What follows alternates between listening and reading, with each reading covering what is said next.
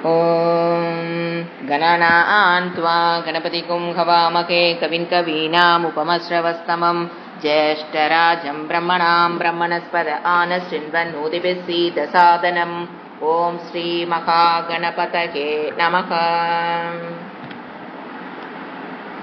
ॐ प्रातरग्निं प्रातरिन्द्रगुं हवामहे प्रातर्मित्रावरुणा प्रातरश्विना प्रातर्भगं पूषणं ब्रह्मणस्पतिं प्रातः-सोममुतरुद्रगुं कुवेम प्रातजितगुं भगमुग्रकुवेम वयं पुत्रमदिधैर्यो विदर्ता आद्रचित्यमन्यमानस्फुरचित्राजाचित्यं भगं भक्षेत्याह बाह प्रणेतर्बाह सत्यराधो बाकेमान् दीयमुद पददन्नः बाह प्रणो जनय गोपेरश्वैर्बाह प्रनृभिर्नृवन्तस्याम उतेतानीं भगवन्तस्या मोद प्रपितोदमध्ये अन्ना उतोतितामगवन् सूर्यस्य वयं देवानाकुं सुमतौ स्याम भग एव भगवागुमस्तु देवास्तेन वयं भगवन्तस्याम तन्त्वा भग सर्वैज्जहविमीतनो भगपुरयेता भवेग समत्वरा योषशो नमन्तदधिक्रावे वसुचये पताय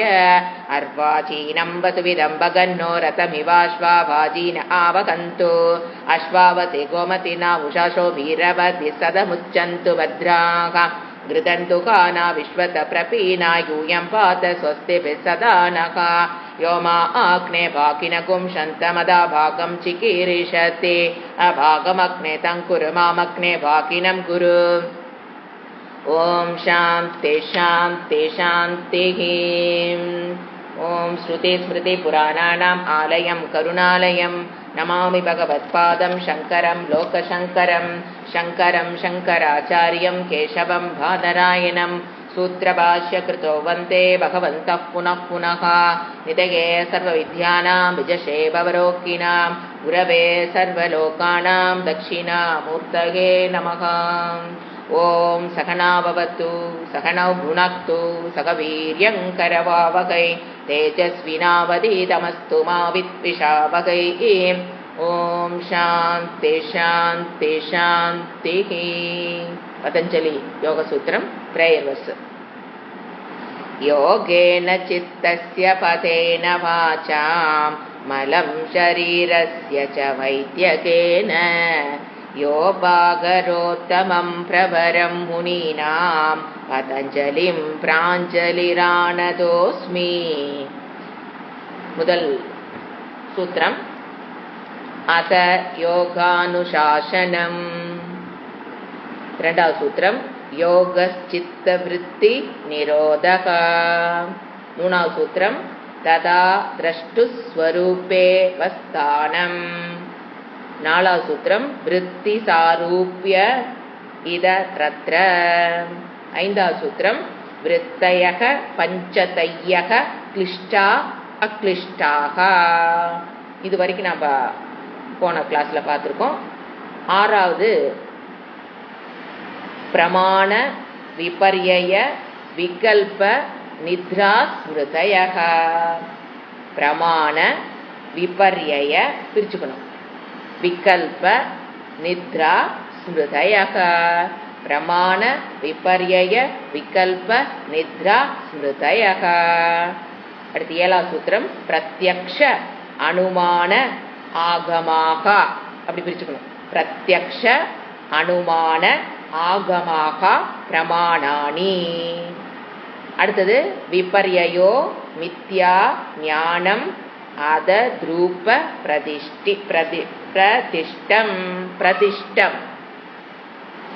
விபர்யயோ மித்யா ஞானம் அதத்ரூப பிரதிஷ்டம். அடுத்தது சப்த ஞானானுபாதி வஸ்து சூன்யே விகல்பக. சப்த ஞானானுபாதி வஸ்து சூன்யே விகல்பக. பத்தாவது சூத்திரம் அபாவ பிரத்யய பிரத்யயாலம்பனா விருத்திர் நித்ரா. 11வது சூத்திரம் அனபூத விஷயா சம்பிரமோஷக ஸ்மிருதிஹி. அனபூத விஷயா சம்பிரமோஷக ஸ்மிருதிஹி. படிக்கும்போது பல்லோடையிற மாதிரி இருக்கும்.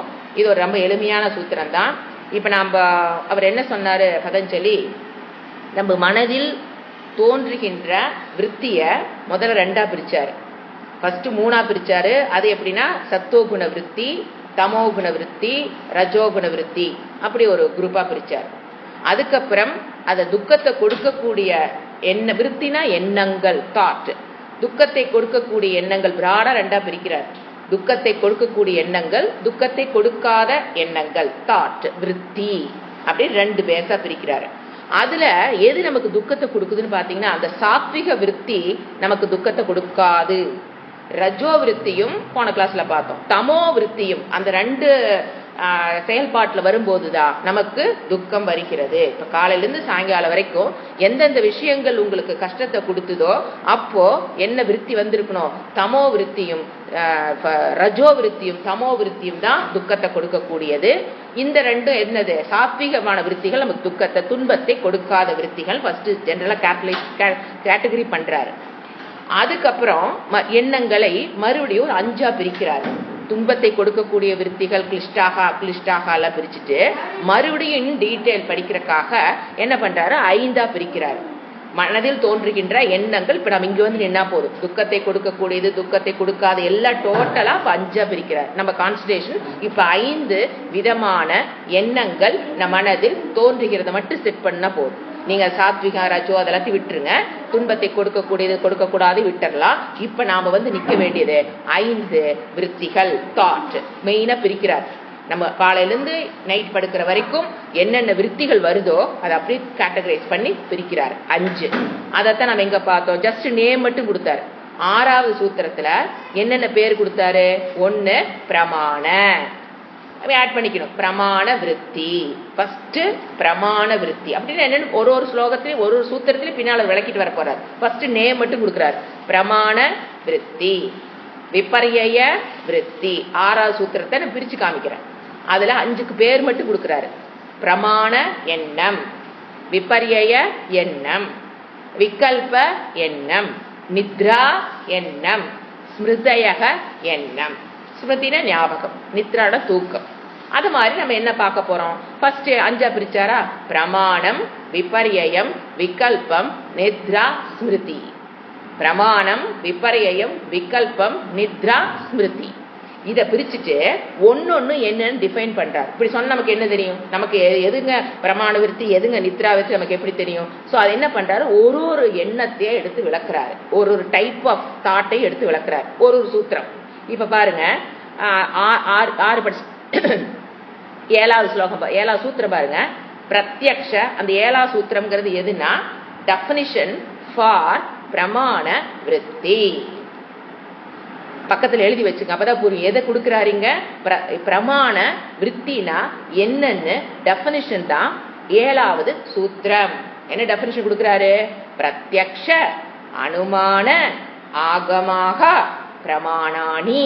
பிரமாணாணிங்கிறது ப்ளூரல், சமஸ்கிருதத்துல ப்ளூரலுக்கு வந்து பிரமாணாணின்னு போடுவோம். பிரமாண விருத்தினா என்னன்னா என்ன விளக்குறாரு, பிரத்யக்ஷ அனுமான ஆகமா.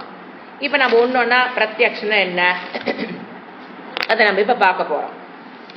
ஃபர்ஸ்ட் பிரத்யக்ஷம் தமிழ் மீனிங் எழுதிக்கலாம், அங்க ஜெராக்ஸ் இருக்கிற மீனிங்கே தான்.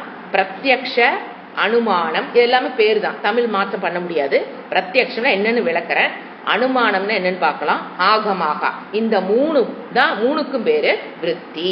என்ன விருத்தி, பிரமாண விருத்தி. இப்போ மொத்தம் 5ஆ பிரிச்சாரு. அதுல ஃபர்ஸ்ட் பிரமாண விருத்தினா என்ன, எண்ணம்னா என்ன, பிரமாண எண்ணங்கள்னா என்னன்னு டெஃபினிஷன் கொடுக்குறாரு. அதுல அவர் யூஸ் பண்ற வேர்டு ஃபர்ஸ்ட் பிரத்யக்ஷ, அடுத்தது அனுமான, அடுத்தது ஆகமாக. ஏன் வந்து இந்த வார்த்தைகள்லாம் பார்த்தீங்கன்னா திருப்பி திருப்பி சொல்லணும்னா, அவர் பதஞ்சலி அவருக்குன்னு ஒரு லாங்குவேஜ் போட்டு எழுதியிருக்கும் போது நாம அந்த வார்த்தைகள் மூலியமா மனதில் பதிய வச்சு விளக்கங்கள் ஈஸி தான். பிரத்யக்ஷம் என்னன்னு பண்ண சொன்னா நீங்க புரிஞ்சுக்க போறீங்க. பட் அந்த வார்த்தைகள் மூலியமா நீங்க ஞாபகம் வச்சுக்கும் போது அந்த சூத்திரங்கள் மெமரைஸ் ஆகும். அது மறுபடியும் சிந்திச்சு பார்க்கும்போது நம்ம அது யூஸ்ஃபுல்லா இருக்கும். ஸோ என்ன படிக்க போறோம், பிரத்யக்ஷம்னா என்ன, அனுமானம்னா என்ன, ஆகமாகான என்ன. ஏன்னா இது 3 தான் என்னங்கிறாரு அவரு, பிரமாண விருத்தி. ஃபர்ஸ்ட் பிரத்யக்ஷம் அப்படின்னு என்ன பார்த்தீங்கன்னா, இப்போ நமக்கு வந்து இந்திரியங்கள் இருக்கு, கண்ணு, காது, மூக்கு, நாக்கு, தோல், இதெல்லாம் என்னது? இந்திரியங்கள்.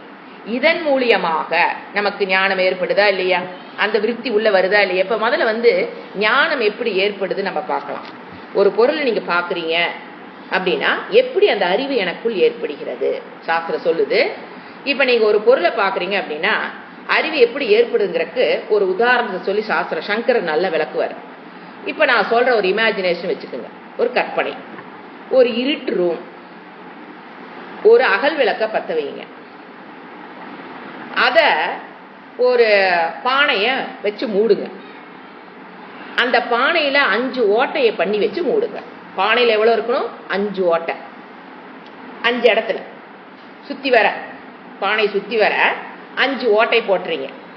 பானை உடையாம 5 ஓட்டை மட்டும் போடணும், கற்பனை தான். போட்டுட்டு இப்ப அகல் விளக்கு ஒரு இருட்டு ரூம்ல பத்த வச்சுட்டீங்க. வச்சு அந்த பானையை குப்புற கமுத்தி வைக்கிறீங்க. என்ன நடக்கும்? அந்த விளக்கினுடைய ஒளியானது அந்த ஓட்டையின் வழியாக வெளியில வருமா இல்லையா? 5 ஓட்டை வழியா 5 ரேஸ், பீம்ஸ் ஆஃப் லைட்னு சொல்லுவோம் நம்ம, அதுக்கு பேர் இங்கிலீஷ் என்ன சொல்லுவோம்? பீம். அந்த 5 ஓட்டை வழியாக 5 இடத்துல வெளிச்சம் என்ன ஆகுது? வெளியில வருதா? அது போய் அங்கங்க படும், அது வேற. அந்த குடத்தை மூடி வைக்கும் போது உள்ள இருக்கிற ஒளி எப்படி வருதோ, இது உதாரணம். இத வச்சு என்ன புரிஞ்சுக்கிறோம்? எப்படி இந்திரிய ஞானம், அதாவது கண் எப்படி விஷயத்த உள்ள கொடுக்குது. இப்ப அந்த லைட் என்பது மனம். அந்த உள்ள பத்த வச்ச பாத்தீங்களா அகல் விளக்கு, அது மனமா வச்சுக்குங்க. அந்த ஓட்டை இருக்கு பாத்தீங்களா 5 ஓட்டை, ஒரு ஓட்டை கண்ணா வச்சுக்குங்க. 2 கண்ணு சேர்ந்து ஒரு ஓட்டையை வச்சுக்கலாமே, கண் இந்திரிய சக்தி. அந்த ஒரு ஓட்டை, இந்த மனம் அந்த லைட் என்ன பண்ணுது? அந்த ஓட்டை வழியா வெளியில அந்த இடத்துல என்ன பொருள் இருக்கோ அதை நம்ம பார்க்கறோம். அந்த வெளிச்சம் இப்ப செவுத்து மேல அடிச்சு வச்சுங்களேன், செவுத்து ஒயிட் பெயிண்டா ஏதோ நமக்கு தெரியும். இப்ப ஃபேன் மேல பட்டுதா, அந்த இடத்துல ஃபேன் தெரியும், அவ்வளவுதான். ஒரு ஓட்டை மட்டும் பாருங்க. ஒரு ஓட்டை வழியா வர்ற லைட்டு அது படுற இடம் அப்படி பாத்தீங்கன்னா சின்னதிலிருந்து பெருசா பீம் ஆகி செவுத்துல ஒரு பெரிய வட்டமா தெரியும். நீங்க என்ன சைஸ்ல ஓட்டை போட்டீங்களோ அதே மாதிரி ஒரு பெரிய வட்டம் ஒளிவட்டம் அந்த இடத்துல என்ன இருக்குதோ அதை காமிக்க. அது ஃபேனோ செவுரோ ஏதோ ஒண்ணு, ஒரு பீரோவோ பக்கத்துல இருந்ததுன்னா ஏதோ ஒண்ணு அது காமிக்குதா இல்லையா? அதை போலதான் நம்ம மனமும் இந்திரியமும் செயல்படுகிறங்கிற இந்த உதாரணத்தை கொடுப்பவர் சங்கரர் பாஷ்யத்துல கொடுப்பார், கீதா பாஷ்யத்துல. அதாவது இப்ப நீங்க உள்ள வச்சுங்க. இப்ப அந்த மனம், அது விளக்குங்கிறது எதுக்கு சமானம் படுத்திக்கீங்க? நம்ம உடம்பில் இருக்கிற மனம், உடம்பில் இருக்கிற மனம்த விளக்கு. அந்த மனம் என்ன பண்ணுதா? அந்த ஓட்டையெல்லாம் 5 இந்திரியம். மனம் ஒரு பொருளை நீங்க பாக்குறீங்க அப்படின்னா மனம் என்ன பண்ணுது? அந்த கண்ணுங்கிற இந்திரிய ஓட்டை வழியாக வெளியில எக்ஸ்டெண்ட் ஆகும். எது வரைக்கும்? நீங்க எந்த பொருளை உத்து பாக்குறீங்களோ அது வரைக்கும் the mind extends from the body to that object through கண்ணு. இப்ப அந்த கண்ணு வழியா மனம் பார்க்கும்போது அந்த கண் எதை மட்டும், அதுக்கு அந்த கண்ணுக்கு என்ன சக்தி இருக்குது? அதனுடைய வர்ணம், ஷேப். இப்போ ஒரு செடி பாக்குற அப்படின்னா அது கிரீன் கலர், அதோட ஷேப், அதோட லீவ்ஸ், இதை மட்டும்தான் கண் இந்திரியம் அது என்ன பண்ண? ஆக்காரம், அந்த வடிவெடுக்கும். அந்த வெளியில போன விருத்தி, மனம்னா என்னங்க? விருத்தி தானே, தாட், அதுதானே வெளியில போகுது. போய் அந்த ஷேப் எதை நீங்க பாக்குறீங்களோ அதனுடைய விருத்தி அந்த ஷேப் எடுத்துருச்சா? எடுத்துட்டு அந்த விருத்தி என்னது? ஜடம். ஏன்னா மனம்ங்கிறது ஜடம், மனதில் இருக்கிற விருத்தியும் ஜடம். அப்போ அங்க உங்களுடைய ஆத்ம தத்துவம் உங்களுக்கு அது என்னன்னு உள்ள மனதுல என்ன கிடைக்குது அதை பற்றிய ஞானம். இப்போதைக்கு நீங்க அந்த அளவுக்கு புரிஞ்சுக்க. மனம் கண் வழியாக வெளியில போய் அந்த ஆப்ஜெக்ட் என்னங்கிறத இந்திரியம் ஆக்காரம் பண்ணுது, மனம் அது என்னன்னு சொல்லுது. அந்த விருத்தி வந்தோடனே, ஏன்னா ஞானம்ங்கிறது செடியில ஏற்படுறது இல்ல, கண்ணுலயும் ஏற்படுறது இல்ல. எங்க ஏற்படுகிறது? மனதில். ஞானம் ஏற்படுற இடம் மனம், கண்ணும் கிடையாது, இந்த செடியிலும் கிடையாது. ஆச்சுங்களா? இப்ப அது எப்படி அந்த உதாரணத்தோட வந்தது? எப்படி விளக்கு அந்த ஓட்டை வழியாக வெளியில போய் அங்க என்ன இருக்கிற ஆப்ஜெக்ட் காமிக்குதோ அதை போல உங்க மனம் அந்த இந்திரிய ஓட்டை, கண்ணு எடுத்துக்கலாம் ஃபர்ஸ்ட். கண்ணு வழியா வெளியில போய் எதை பாக்குது? எதை ரூபம் எடுக்குது? அந்த மனம் ஆக்காரம் பண்ணுது. நீங்க பாக்குற பொருளுடைய ஷேப், சைஸ், கலரு எல்லாமே எடுத்து உங்களுக்கு என்ன? இங்க நான் பாக்குறது பச்சை கலர்ல ஒரு செடியோ கொடியோ மரம், எதை பாக்குறோமோ அதை ஞானம் விருத்தி ரூபமாக ஏற்படுகிறது. இப்ப ஞானம் எப்படி ஏற்படுகிறது? எண்ணங்கள் மூலமாகத்தான் ஞானம் ஏற்படுகிறது. அறிவு, அந்த செடியை பற்றிய அறிவு எண்ணங்களால் தான் ஏற்படுதே தவிர கண்ணுல ஏற்படுறது அல்ல. ஆச்சுங்களா? இப்ப கண்ணு இப்ப ஒரு பொருளை பார்க்குது. இப்ப காது ஒரு சத்தம் வருது, பக்கத்துல இப்ப சைக்கிள் போடுறாங்க, ஒரு சத்தம் வருது அப்படின்னா அந்த மனம் என்ன வருது? இது வழியா போய் அந்த சப்தத்தை, காதுக்கு என்ன சக்தி உண்டு? அந்த சப்தத்தை மட்டும்தான் அது ஆக்காரம் பண்ணும். ஷேப் எல்லாம் அதுக்கு ஆக்காரம் பண்ண தெரியாது. கண்ணு வழியா போச்சுன்னா ஷேப்பை ஆக்காரம் பண்ணிடும். காது வழியா மனம் போச்சுன்னா அந்த காது எதுக்கு ஹெல்ப் பண்ணும்? அதோட சப்தத்தை அது கிரகிச்சு உள்ள கொண்டாந்து கொடுக்கும். சப்தமும் எண்ணம் வடிவாகத்தான் நமக்கு ஞானம் உள்ள ஏற்படுகிறது. அது மாதிரி டேஸ்ட், நாக்குல நீங்க ஒண்ணு வைக்கிறீங்க, அப்ப என்ன பண்ணுது? மனம் அந்த நாக்கில் இருக்கிற வடிவத்தை எடுத்து அந்த டேஸ்ட் உங்களுக்கு எண்ணம் ரூபமாகத்தான் நம்ம ருசியை உணர்கிறோம். வாசம், மூக்கு ஒரு வாசம் வருது அப்படின்னா மனம் என்ன பண்ணுது? அந்த வாசத்தை கிரகிச்சு உள்ள என்ன ரூபமாகத்தான் தாட் ஃபார்ம்ல தான் நமக்கு வாசனை பற்றிய ஞானம் ஏற்படுகிறது. தொடு உணர்வு, உப்புசமா இருக்குது, இல்ல ஃபேன் கூலா இருக்குது, சில்லுன்னு இருக்குது, இந்த மாதிரி தொடு உணர்வு, நம்ம ஒருத்தர் தொடுறாங்களா இல்லையாங்கிற அறிவும் அந்த ஞானமும் எப்படித்தான் ஏற்படுகிறது? என்ன வடிவில் தான், எண்ணம்னா தாட், அந்த வடிவில் தான், எண்ணத்தில் தான் ஞானம் ஏற்படுகிறது. இது பேசிக் பிரின்சிபிள். தினம் எத்தனையோ விஷயங்கள் நம்ம பார்க்கிறோம். இப்படித்தான் நமக்கு ஒரு விஷயத்தை பற்றியும் ஞானம் ஏற்படுகிறது. ஆச்சுங்களா? இப்போ எண்ணங்கள் நம்ம எதை பத்தி படிச்சுட்டு இருக்கிறோம்? பதஞ்சலி எதை பத்தி சொல்லியிருக்காரு? எண்ணங்கள். என்ன விதமான எண்ணங்கள்னா, இப்ப நீங்க இதை பார்க்கும்போது உள்ள ஒரு எண்ணம் வரும் இல்லைங்களா? ஒரு பார்க்கும்போது, ஒண்ணு கேட்கும் போது அதுக்கு பேரு, அல்லது பார்க்கும்போது எதை பார்ப்பீங்க? ரூபம். காது வழியா சப்தம், மூக்கு வழியா வாசம், எல்லாமே என்னது? எண்ணம். எண்ணம் நான் வச்சுட்டு வாங்க. ரூபம்ங்கிறது ஒரு எண்ணம், சப்தம்ங்கிறது ஒரு எண்ணம், வாசம்ங்கிறது ஒரு எண்ணம், சுவைங்கிறது ஒரு எண்ணம், தொடு உணர்வுங்கிறது ஒரு எண்ணம். அது என்ன வருதா? ஞானம் ஏற்படுதுங்கிற பொதுவா சொன்னேன். அந்த எண்ணங்களுக்கு பேருதான் பிரமாண விருத்தி. புரிஞ்சுங்களா? நமக்குள்ள வர விருத்தியை முதல்ல பிரிக்கிறார். இது ஒரு குரூப் ஆஃப் விருத்தி. நீங்க உன்னை பாக்குறீங்க, அதை பற்றி உள்ள ஞானம் வருது, கேக்குறீங்க, உள்ள ஒரு ஞானம் வருது. இது 5க்கும் பேரு பிரமாண விருத்தி. ஏன்னா விருத்தி ஒரு நாளைக்கு மில்லியனுக்கு தாண்டி வரும். அதை பிரிக்கிறதெல்லாம் சாதாரண விஷயம் இல்லைங்க. இப்ப நாம 1 மில்லியன் தாட்டுல நாம இப்ப 1000 கூட நம்ம என்ன பண்ண முடியல, ஒரு பிரிக்க முடியல. அதை பாருங்க எவ்வளவு பிரிச்சிருக்காரு. ஏன்னா இதை தாண்டி நீங்க ஒரு விருத்தியோட இருக்காதுங்க. இப்ப நம்ம எல்லாம் சொல்லி முடிச்சதுக்கு அப்புறம் பாருங்க, இதை தாண்டி ஏதாவது எனக்கு விருத்தி வருதான்னு யோசனை பண்ணி பாருங்க. Not even a single. That is beauty of Patanjali. இந்த வேலை இவரை தவிர யாரும் செய்யவும் முடியல. இவர் செஞ்சதுனால யாரும் அதை கை வைக்கிறதும் இல்லை. வேணும்னா நீங்க அங்க போய் படிச்சுக்கோங்க, அவ்வளவுதான். நாங்களும் அதை பத்தி பேசலிட்டாங்க, யாருமே அதை பத்தி பேசல. பாத்தீங்களா? இப்ப என்னாச்சு? 1 மில்லியன் தாட் நமக்கு வருதுன்னா அதை ஒன்னொன்னா பிரிச்சு காமிக்கிறார். இப்ப ஃபர்ஸ்ட் இந்த மாதிரி எண்ணங்கள் ஞானம். இந்த விருத்தியில என்ன நடக்குது? ஒரு ஞானம் ஏற்பட்டா அதுக்கு பேரு பிரமாண விருத்தி. பிரமாணத்துல அது ஒண்ணு பிரத்யக்ஷம். பிரமாணத்தை மறுபடியும் 3ஆ பிரிச்சு இல்லைங்களா? இதுக்கு பேரு பிரத்யக்ஷ விருத்தி. நேரடியான ஞானம் ஞான விருத்தி. ஒரே வேர்டு. ஏன்னா எல்லாத்தையும் நமக்கு என்னதான் கிடைச்சது? ஞானம். வெளியில என்ன பொருள் பார்த்த ஒரு ஞானம், சப்தம் என்ன ஞானம். சோ இதெல்லாம் என்னது? ஞான விருத்தி.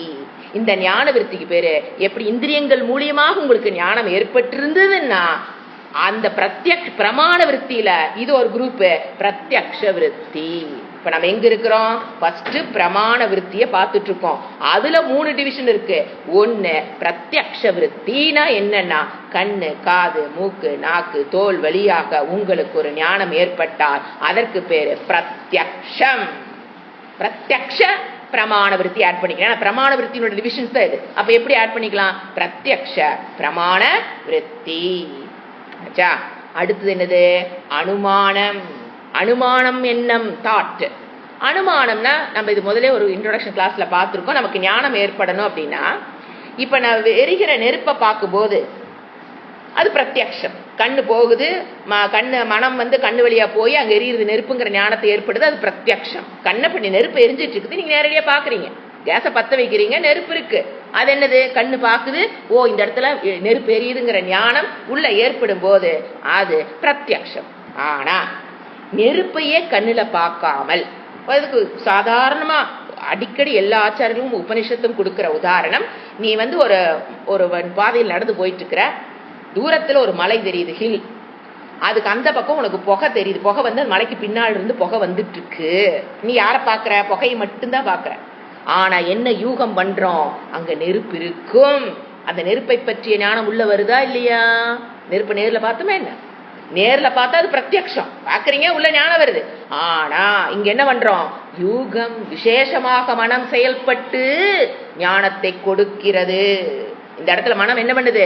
விசேஷமாக செயல்பட்டு அது கணிக்குது. என்னன்னு, இதுக்கு முன்னால என்ன பண்ணிருப்போம்? நம்ம அந்த நெருப்பையும் புகையையும் சேர்ந்து எங்க பார்த்துருக்கலாம்? புகை கூண்டுல அந்த காலத்துல தான் விறகு வச்சு அடிச்சாங்க. சாஸ்திரம் என்ன சொல்லு? புகை கூண்டு வழியா புகை வந்தா கீழே சமையல் ஆயிட்டு இருக்குன்னு ஞானம் வரும். இப்ப என்ன பண்ணலாம்? என்ன உதாரணம் எடுத்துக்கலாம்? இந்த ரோட்டோரம் எல்லா குப்பையும் போட்டு வச்சு புகை வருது. புகை வருதுன்னு என்ன அர்த்தம்? தீ பத்தி வச்சிருக்காங்க, நம்ம புரிஞ்சுக்கலாம். இந்த காலத்துக்கு நம்ம அந்த உதாரணம் கொடுக்க முடியும். ஏன்னா எங்கெங்க சிம்னி இருக்குது அங்க எங்க புகை வருது. இப்ப எல்லாம் ஃபேன், எக்ஸாஸ்ட் ஃபேன், கேஸ் அடுப்புல புகையும் கிடையாது. சோ அந்த உதாரணம் காலகட்டத்துக்கு ஒத்து வராது. அதனால நம்ம என்ன எடுத்துக்கலாம்? குப்பையெல்லாம் போட்டு அந்த பக்கம் வீதியில எரிச்சிட்டு இருந்தாங்க, எனக்கு கண்ணுக்கு புகை தெரிஞ்சதுன்னா என்ன நான் கண்டுபிடிக்கிறேன்? அங்க நெருப்பு இருக்கு. ஆனா நெருப்ப கண்ணுல பாக்கல, ஆனா ஞானம் வருது. நெருப்புங்கிற ஞானம் உள்ள வருதா இல்லையா?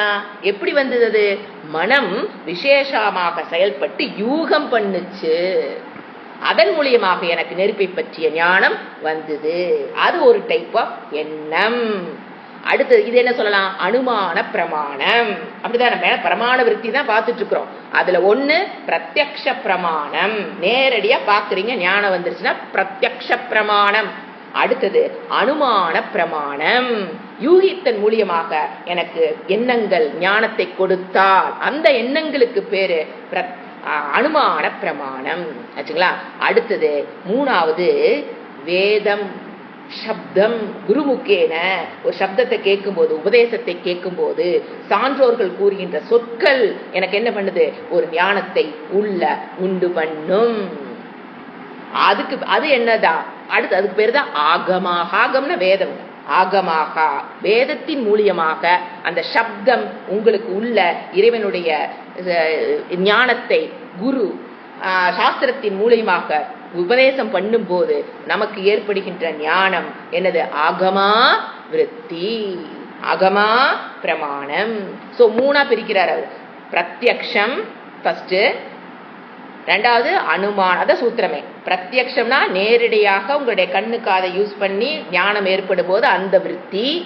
அடுத்தது அனுமானம்ல மனது விசேஷமாக செயல்பட்டு ஒரு பொருளை பார்த்து பார்க்காத ஒரு பொருளை கண்டுபிடிக்கிறது அனுமானம்.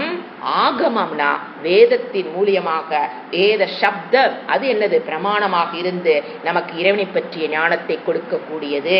அந்த விருத்திக்கு பேரு ஆகமாக விருத்தி. எண்ணங்கள். இதுல நாம என்ன விட்டு போயிருக்குன்னு பாத்தீங்கன்னா, இன்னும் கொஞ்சம் அந்த யூகம் இருக்கு பாத்தீங்களா? ரெண்டாவது யூகம், மனம் விசேஷமாக செயல்படுறதுல இன்னும் 2-3 விஷயங்கள் சாஸ்திரமே வேற இடத்துல சொல்லுது. பதஞ்சலி இங்க சொல்லல, நாம அதை ஆட் பண்ணிக்கலாம். எது? உபமானம். அடிக்கடி சொல்றது என்னது? ஒருத்தர் காட்டுக்குள்ள போறான், காட்டு எருமை என்னன்னு தெரியாது, அங்க பார்த்து போடான்னு சொல்லும்போது அது எப்படிங்க இருக்குன்னு கேட்கறான். நாம என்ன பண்றோம்? வீட்டுல இருக்கிற எருமை காமிச்சு இது மாதிரி உபமானம், இது மாதிரிதான் அங்க இருக்கும் அப்படிங்கும் போது அவன் காட்டெருமையை பார்த்தோன்ன இது காட்டெருமைங்கிற ஞானம் அவனுக்குள் எப்படி ஏற்பட்டது? By giving example. அந்த உபமானத்தை வச்சு ஓ இது காட்டெருமைங்கிற அந்த ஞானம் அவனுக்கு ஏற்படுதுன்னா அதுக்கு அது என்னது? இதெல்லாம் அங்க இங்க ஆட் பண்ணல அவரு, நாம ஆட் பண்ணி புரிஞ்சுக்கலாம். இதுவும் என்னது? யூகம். உபமானம் என்னதான்? யூகம்ன்றது. அடுத்தது ஒரு பொருள் அந்த இடத்துல இல்லை அப்படின்னு கண்டுபிடிக்கிறது, அல்லது டபுள் இன்ஃபரன்ஸ் பண்றது, அதாவது உபமானம். அடுத்து அர்த்தா பத்தினாங்க டபுள் இன்ஃபரன்ஸ். அதாவது காலையில எழுந்து போய் பாக்குறோம், மழை ரோட்ல ஃபுல்லா தண்ணி நிக்குது அப்படின்னா மழை பெஞ்சிருக்கு. ஏன்னா மழையை பார்க்கல, இடிய பார்க்கல, மின்னலை பார்க்கல, எதுவுமே பார்க்கல. இப்ப புகையை பாக்குறீங்க, நெருப்பு கண்டுபிடிக்கிறீங்க. இங்க மழை பெஞ்சுதாங்க நமக்கு எந்ததும் தெரியாது. ஆனா டபுள் இன்ஃபர் பண்ணி என்ன பண்ணிடுறோம்? மழை பெஞ்சிருக்குங்கிறது அர்த்தாபத்தி. அதன் மூலியமாக நமக்கு எண்ணம் ஏற்படுகிறது. அடுத்தது அனுப்பலப்திங்கிறது. அனுப்பலப்தி ஒரு இந்த கையில ஒண்ணு இல்ல அப்படிங்கிற ஒரு ஞானம். இல்லைங்கிறது என்ன ஆகுது? உள்ள ஒரு விருத்தி. இல்லைங்கிறக்கும் உள்ள ஒரு விருத்தி ஏற்பட்டாகணும். இல்லைன்னு சொல்றக்கும் மனதில் ஒரு விருத்தி வரணும். சோ இதுதான் என்னது? பிரமாண விருத்தி. அப்ப என்ன சொல்றாரு அவரு? 5 குரூப்பா பிரிச்சாரு. உன் மனதில் 1,000,000 தாட் வந்தாலும் அது 5ஆ பிரிச்சுட்டாரு. ஃபர்ஸ்ட் அதுக்கு பேரு பிரமாண விருத்தி. அது என்னன்னு சொல்றாரு? அதுல பிரிவுகள் பிரத்யக்ஷம், நேரடியா பார்த்தோன்னு வர்றது. அனுமானம் யூகித்தல், அதுக்கு நம்ம சேர்த்து புரிஞ்சுக்கிட்டோம். அடுத்தது ஆகமாக, வேதங்கள் மூலியமாக கிடைக்கக்கூடிய குருமுக்கேன வருகின்ற சப்தம், இறைவனை பற்றிய விருத்தி. இதுதான் என்னது? ஃபர்ஸ்ட் பிரமாண விருத்தி. நம் மனதில் தோன்ற எண்ணங்களை 5ஆ பிரிச்சாரு. இப்ப 1 முடிஞ்சிருக்கு. அடுத்தது என்ன டெபினிஷன்? அடுத்து எது வரணும்? 2வது என்ன பார்த்தோம்? பிரமாண விருத்தி முடிஞ்சது. அடுத்து 2வது விருத்திகளுக்கு பேரு விபர்யய விருத்தி. இது எப்படி பாத்தீங்கன்னா, நாம பார்க்கும்போது நம்ம பார்த்தது வேற. நல்லா யோசனை பண்ணுங்க. நாம பார்க்கறது இப்ப கண்ணை முடிச்சு இப்படி பார்க்கிறோம், அங்க இருக்கிற விஷயம் வேற, ஆனா எனக்கு வந்த விருத்தி வேற. நடக்குது வாழ்க்கையில. கண் பார்க்கறது ஒரு விஷயம், அதேதான் எனக்கு விருத்தி வரணும். இப்ப நீங்க நெருப்பை பார்த்தீங்கன்னா நெருப்பை பத்தின விருத்தி வரணும், புகையை பார்த்தீங்கன்னா புகையை பத்தி விருத்தி வரணும், அப்படிதானே? இது அப்படி இல்ல. பார்க்கறது ஒண்ணு, வெளியில இருக்கிற விஷயம் வேற, ஆனா உள்ள வர்றது வேற. எப்படிங்க இதை புரிஞ்சுக்கிறது? ஈஸியா புரிஞ்சுக்கலாம். மாலை நேரத்தில் ரோட்ல நடந்து போகும்போது ஒரு கயிறு கிடக்குது, அங்க இருக்கிறது கயிறு, ஆனா எனக்கு என்னவா ஞானம் வருது? பாம்பு. அது வளைஞ்சு இருக்கிறது, அந்த சைஸ் குரட்டக்கட்டையாட்டு இருக்கிறது, அது வளைஞ்சு படுத்திருக்கிறது, இதெல்லாம் கயிறு படுத்திருக்கிறது. எப்படி தெரியுது நமக்கு? பாம்பு படுத்திருக்கிற மாதிரி. அப்போ விஷயம் என்ன வேற, உள்ள வந்த ஞானம் என்னது வேற. இந்த மாதிரி கான்ட்ரடிக்ட். இதுக்கு தான் என்ன சொல்றது? விபரிய விருத்தின்னு பேர். இதுக்கு பேர் வெளியில விஷயமே இல்ல, ஆனா ஒரு விருத்தி வந்திருக்கும். எதையோ ஒன்ன பற்றிய ஞானம். எதை பற்றிய? பாம்பை பற்றிய ஞானம். அங்க இருக்கிற பொருள் என்ன? கயிறு. ஆனா வந்த ஞானம் என்னது? பாம்பு. இது பேரு விபரிய விருத்தி. இதை நிறைய எக்ஸாம்பிள் சொல்லாங்க. இப்ப கடற்கரை ஓரமாக ஒருத்தர் போயிட்டு இருக்கிறது சாஸ்திரம் கொடுக்குற உதாரணம் தான். இப்ப கடற்கரை ஓரமா நீங்க போயிட்டு இருக்கீங்க, அந்த கிளிஞ்சல்கள் பாத்தீங்கன்னா வெயில் பட்டு அப்படியே வெள்ளி மாதிரி இருக்கும். அப்ப நமக்கு எப்படி அங்க இருக்கிறது? கிளிஞ்சல். நம்ம மனசுல என்ன ஒரு வெள்ளியா கீழே கிடக்குது, யாரா போட்டு போயிட்டாங்களா, வெள்ளி மாதிரி தெரியுதே. அது என்னது? விபரிய விருத்தி. என்ன சொல்லிக்கிட்டே போலாம். நீங்க ரோட்ல கார்ல போகும்போது பாருங்க, காணல் நீர். அங்க என்ன காணல் நீரா இருக்குது? ரோடு தான் இருக்குது, ஆனா நம்ம கண்ணுக்கு எப்படி தெரியுது? நீர். ஒரு ஞானம் ஏற்படுதா இல்லையா? நீருங்கிற ஞானம் எப்படி ஏற்பட்டது? அங்க இருக்கிற ஆப்ஜெக்ட் என்ன? தார் ரோடு, நல்ல 100 டிகிரி சென்டிகிரேடு தார் ரோடு, கார் போகுது. இதை தவிர அங்க ஒண்ணு இல்லை. ஆனா என்ன வருது உள்ள? ஒரு அறிவு. கண்ணுக்கு அங்க இருப்பதை போல் நம்ம பாக்குறோமா? அதுதான் விபரிய விருத்தி. ஜென்ரலா பாத்தீங்கன்னா இது எல்லாமே சந்தேகம் கொடுக்கக்கூடிய விருத்தின்னு எடுத்துக்கலாம் ஜென்ரலா. இது இப்ப சூத்திரம் என்னது? 8வது சூத்திரத்துல என்ன பண்றாரு அவரு? விபரிய விபர்யய விபரியல விபர்யய விருத்தினா என்ன என்ன சொல்றாரு? விபரியோ விபரியக மாத்திக்கலாம், சந்தி பிரிச்சோம்னா விபரியக அப்படின்னா என்னன்னா மித்யா ஞானம். வடிவமே மித்யா. மித்யா ஞானம் தவறான ஞானம். மீனிங் என்ன சொல்லலாம்? தவறான விருத்தி. பொருள் வேறு, உள்ள வருகிற எண்ணம் வேறு. சில பேர் சொன்னது வேறு, நாம புரிஞ்சுக்கிறது வேறையா இருக்கும். இதெல்லாம் அப்படிதான். ஒருத்தர் ஒன்று சொல்லிட்டு போயிருப்பாங்க, நாம அங்க மாத்தி புரிஞ்சு வச்சிருப்போம். புரிந்து கொள்வது வேறு. சந்தேகம் ஆச்சுங்களா? இப்ப கிளாஸ்லயே நம்ம சொல்றோம், நான் சொன்னது வேறையா இருக்கும், உங்களுக்கு புரிஞ்சது சில சமயம் வேறையா இருக்கும். அது திருப்பி ரெக்கார்ட் போட்டுக்க, ஐயோ அவங்க இதை சொன்னாங்களா அப்படிங்கிறது புரியுது பாத்தீங்களா? அதெல்லாம் என்ன விருத்தின்னு வச்சுக்கோங்க. இனிமேல பேரு விபர்யய விருத்தி. இது எல்லா மனிதர்களுக்கும் வரும், நமக்கு மட்டும்தான். நம்ம கவலைப்பட வேண்டாம். மனிதர்களாக மனதில் இருக்க மனம் கொண்ட மனிதர்கள் அனைவருக்கும் இந்த 5 விருத்திகளும் வரும். முதல்ல அதை தெரிஞ்சுக்கணும். எனக்கு மட்டும்தான் உனக்கு மட்டும்தான் கிடையாது, எல்லாத்துக்கும் வரும். சொல்லுங்க. தவறான இப்ப மித்தியான என்னங்க? தவறான ஞானம் அல்லது தவறான ஒரு விருத்தி. வெளியில் இருக்கிற பொருள் வேறு, எங்கிட்ட வந்த விருத்தி வேற. அந்த மாதிரி இருந்தா மித்யா ஞானம். அத துரூப்பே. அடுத்தபடி அத துரூப்ப பிரிக்கணும். அத துரூப்ப. அத துரூப்பனா மனதில் தோன்றும் எண்ணம் வெளியில் உள்ள பொருளும் சரியாகவில்லை. தத்து ரூபன் பிரதிஷ்டம். ரெண்டையும் சேர்த்து சொல்றேன். அத துரூப பிரதிஷ்டம். அந்த 2 வார்த்தைக்கு சேர்ந்து தமிழ் மீனிங் என்ன சொல்லலாம்னா, மனதில் தோன்றும் எண்ணம் வெளியில் உள்ள எண்ணமும் வெளியில் உள்ள பொருளும் சமமாகவில்லை. வெளியில அக்னி பார்த்தா உள்ள அக்னி ஞானம் 2 சமம். வெளியில இருக்கிறது அக்னி, என் மண்டையில வந்த ஞானம் அக்னி. அப்ப என்னது? 2ம் சமம். இங்க என்னது? வெளியில பாக்குறது, வெளியில நடக்கிறது கயிறு. இங்க வந்த ஞானம் என்னது? பாம்பு. அப்ப என்ன சொல்லலாம்? மனதில் தோன்றும் எண்ணமும் வெளியில் உள்ள பொருளும் சரிசமம் ஆகவில்லை. அகத்ரூபே சரிசமம் ஆகல. அப்படின்னா அந்த எண்ணங்களுக்கு பேரு விபர்யய விருத்தி. புரிஞ்சுங்களா? சூத்திரத்தை திருப்பி படிக்கிற. விபர்யய அப்படின்னா என்னன்னா டெஃபினிஷன், மித்யா ஞானம் அதத்ரூப பிரதிஷ்டம். தவறான ஞானம், தவறான விருத்தி, அதாவது மனதில் தோன்றும் எண்ணமும் வெளியில் உள்ள பொருளும் சரிசமம் ஆகாது, ஆகவில்லை என்றால் அப்ப உங்களுக்குள்ள ஒரு எண்ணம் வருது பாருங்க, அதுக்கு அவர் பேர் கொடுக்கிறாரு பதஞ்சலி. அந்த விருத்திக்கு ஒரு பேர் கொடுக்கிறாரு, அதுக்கு பேரு விபர்யய விருத்தி. இப்ப எவ்வளவு முடிச்சிருக்கோம்? 5ல 2 முடிஞ்சிருக்கு. ஞாபகம் வச்சுக்கணும். 1 பிரமாண விருத்தி. வெளியில என்ன கண்ணு காது மூக்கு கொண்டாந்து கொடுக்கிற விருத்திக்கு பேரு என்ன சொன்னோம்? ஃபர்ஸ்ட் பிரமாண விருத்தி, அதுக்கு அடுத்து அனுமானம் பண்றோம், அடுத்தது ஆகமம். இந்த 3ம் எதோட சேர்ந்தது? பிரமாண விருத்தி. ஒரு குரூப் பிரிச்சிட்டார். எண்ணங்கள், மனதில் தோன்றுகின்ற எண்ணங்களை பிரிச்சிட்டார். அடுத்தது விபரிய விருத்தி 2வது. வெளியில் இருக்கிற பொருள் வேறு, என் மனதில் தோன்றுகின்ற விருத்தி வேறு. அதனால அதுக்கு அந்த மாதிரி விருத்திகள் வந்ததுன்னா அதுக்கு பேரு விபரிய விருத்தி. அடுத்தது 3வது ஒரு குரூப். மொத்தம் 5 எண்ணங்களை 5 பிரிச்சிட்டாருங்களா? அப்ப 3வது விகல்ப விருத்தி. இது ஒரு என்ன சொல்றது, முதல் பாத்தீங்கன்னா சந்தேகம் சொல்றதெல்லாங்க அதுல வரும். விபரியம்னா மெயினா சந்தேகம், டவுட்டா வருது பாத்தீங்களா, அதெல்லாம் அங்க வச்சுக்கலாம். இது விகல்பம் எப்படின்னு பாத்தீங்கன்னா ஒரு கற்பனை அந்த மாதிரி வரும். கற்பனை, ஃபிக்ஷன், இங்கிலீஷ் சொல்ல முடியல, ஃபிக்ஷன் ஸ்டோரிஸ் அந்த மாதிரி கற்பனை. எப்படின்னு பாத்தீங்கன்னா இப்ப நான் ஒரு சப்தத்தை, இது சப்தத்தை பொறுத்த வரைக்கும், இப்போ ஒரு சப்தத்தை கேட்கும் போது நமக்கு ஒரு எண்ணம் ஏற்படும். ஆனா அதற்குண்டான விஷயம் வெளியில் இருக்காது. இது எப்படிங்க புரிஞ்சுக்கிறது?